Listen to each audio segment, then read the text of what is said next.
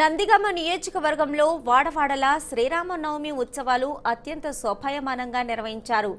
నందిగామ పట్టణంలో 400 సంవత్సరాల చరిత్ర గల శ్రీ సీతారామాంజనేయ స్వామివారి దేవాలయంలో పూలతో అలంకరించిన కళ్యాణ మండపంలో సీతారామచంద్ర మూర్తులకు వైభవంగా కళ్యాణం జరిపించారు. ఆలయ వంశపారంపర్య ధర్మకర్తలు స్వామివారికి పట్టు వస్త్రాలు సమర్పించి కళ్యాణోత్సవంలో పాల్గొన్నారు. స్థానిక శాసనసభ్యుడు జగన్మోహన్ రావు స్వామివారికి ముత్యాల తలంబ్రాలు సమర్పించారు. అయ్యప్ప భక్త బృందం ఆధ్వర్యంలో స్వామివారికి పూజా ద్రవ్యాలు అందజేశారు.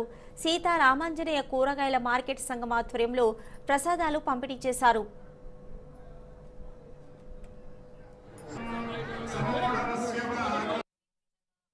ఈ శ్రీరామనవమి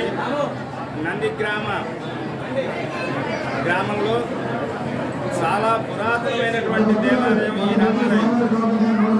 వైష్ణవులైనటువంటి అయ్యంగారు దీన్ని దాదాపు 1000 సంవత్సరాల పూర్వం ప్రతిష్ఠ చేశారని వినికిడి. స్వామివారు చాలా మహత్యం గలవారు.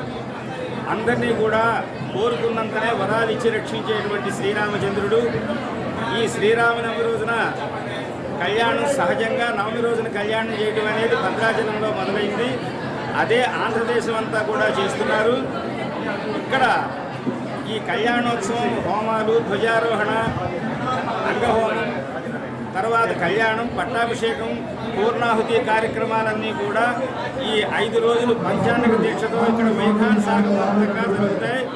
ఈ వైఖాన సాగమోక్తంగా జరిగే ఈ కార్యక్రమాలన్నింటినీ కూడా స్వామివారు ఆస్వాదించి గ్రామాన్ని రక్షిస్తారని మా అభిమతం, మా విశ్వాసం కూడా. అలాంటి స్వామివారి యొక్క ఈ శ్రీరామనవమి కళ్యాణం రోజున